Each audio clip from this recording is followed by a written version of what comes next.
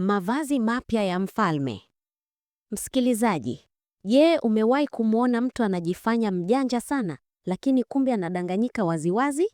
Na umewahi kuona watu wengi wakikubaliana na uongo kwa sababu tu wanaogopa kusema ukweli? Basi, hii hapa hadithi ya mfalme mmoja ambaye alijipenda sana kuliko kitu kingine chochote duniani.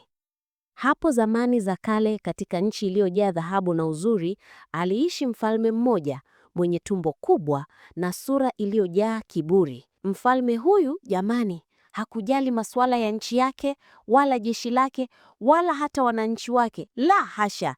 Kitu pekee kilichomfurahisha na kumpa bashasha ni nini? Ni nguo. Nguo mpya, nguo za kifahari. Alikuwa na nguo nyingi ajabu. Kila kona ya jumba lake la kifahari ilifurika suti, majoho, kofia na viatu. Alibadilisha nguo kila saa, kila siku, kila mara. Ndio maana watu walipokuwa wanasema mfalme yuko jumba la kifalme, waliongeza haraka, lakini amevaa nini leo? Nguo zilikuwa maisha yake. Siku moja walitokea mjini watu wawili wajanja sana. Macho yao yalimetameta kwa tamaa na ujanja. Walijitambulisha kama mafundi cherehani waliobobea, wakidai wanaweza kushona kitambaa kisicho cha kawaida. Jamani, kitambaa hiki si cha mchezo, walitangaza kwa sauti nzito na za kusadikisha. Kitambaa hiki kina uzuri wa ajabu, kina rangi zinazong'aa kuliko nyota, lakini kuna siri moja. Wakasita kidogo, wakatazama watu usoni.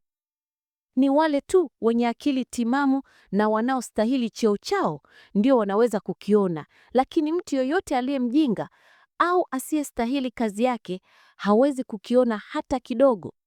Mfalme aliposikia maneno haya, macho yake yakamwangaza kama taa. Hii ndio nafasi yangu. Nitaweza kujua nani ni mjanja na nani ni pumbavu katika ufalme wangu. Bila kupoteza muda, akawapa walaghai wale mfuko mzima wa dhahabu. Akawapa na chumba kikubwa kabisa katika jumba la kifalme, huku akiwa waagiza, anzeni kazi haraka, nataka mavazi yangu mapya ya ajabu. Walaghai wale kwa hila kubwa wakajifanya wanatumia vitanzi vikubwa vya kufuma, lakini kitambaa hakikuwapo. Hakuna uzi, hakuna kitu. Walifanya ishara za kufuma kwa bidii, wakizungusha mikono hewani huku wakitabasamu kwa siri. Mfalme akiwa na shauku kubwa, akamtuma kwanza waziri mkuu wake mzee na mzoefu. Waziri aliingia chumbani, akatazama vitanzi, akaangalia juu, chini, kushoto, kulia, hakuona chochote. Eti sioni kitu, sioni hata uzi mmoja, lakini mimi si mjinga, nina akili timamu na ninastahili cheo changu. Nikikiri sioni, nitafukuzwa kazi. Waziri akatokwa na jasho jingi. Akajikaza, akajifanya amepigwa na butwa. Akapiga kelele kwa sauti kubwa, "Oh, ajabu, uzuri huu, rangi hizi zinavutia moyo."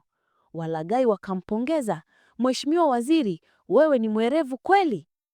Mfalme akamtuma afisa mwingine mkuu, naye akaona hewa tupu, akahofia kusema ukweli, akasema, kazi ya kuvutia, nimpongeze mfalme." Hivyo ndivyo ilivyokuwa.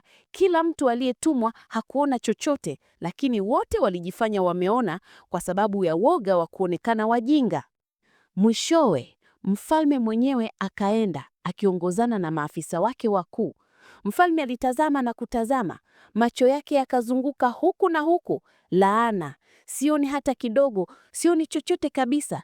Je, mimi ni mjinga? Je, nistahili kuwa mfalme? Lakini kiburi chake kikamzuia kusema ukweli. Akatabasamu kwa harafu ya kugushi, akasema, "Ndiyo, mavazi haya ni matamu ajabu. Nitaruhusu nivae mavazi haya katika sherehe yangu kubwa inayokuja." Walaghai wakaendelea kushona hewa kwa wiki mahada, wakijifanya kukata na kushona kwa ustadi mkubwa. Siku ya sherehe ilifika. Jua lilichomoza na shangwe zilitawala mji. Walaghai wale wakaja mbele ya mfalme wakijifanya wamebeba mavazi mpya. "Mheshimiwa Mfalme, tafadhali vua nguo zako zote." Wakasema, "Mavazi haya ni mepesi mno, yanakaa vizuri, hutahisi kama umevaa chochote." Mfalme akatoa nguo zake zote, akabaki na nguo za ndani tu. Walaghai wakamzunguka wakijifanya kumpaka mafuta na kisha kumpa shati, suruali na joho la kifalme. Mfalme akajipanga, akatembea kwa dahaa, akijifanya amevaa mavazi mazito, maridadi na ya kifahari kuliko yote duniani. Watu wote mjini walikusanyika kando ya barabara wakiwa na shauku kubwa ya kumwona mfalme. Watu wote wakashangilia, lo, mavazi ya mfalme ni mazuri, kitambaa hiki kinang'aa ajabu. Kila mmoja aliongea uongo kwa sababu kila mtu aliogopa sana kuonekana mjinga.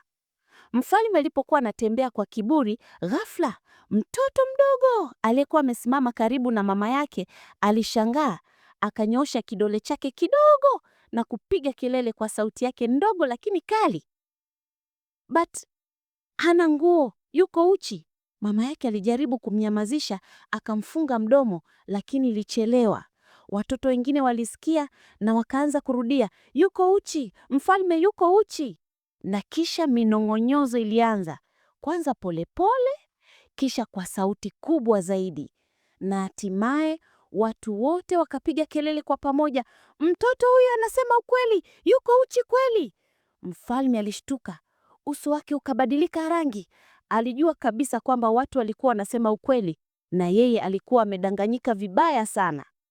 Lakini akifikiria ingeonekana vibaya sana kama angekiri, akaamua kuendelea na sherehe huku akiwa uchi, akijikaza asionyeshe aibu yake. Walaghai walikuwa wametoroka kitambo, lengwe wakiwa wamechukua mali zote za mfalme na kuacha aibu tu.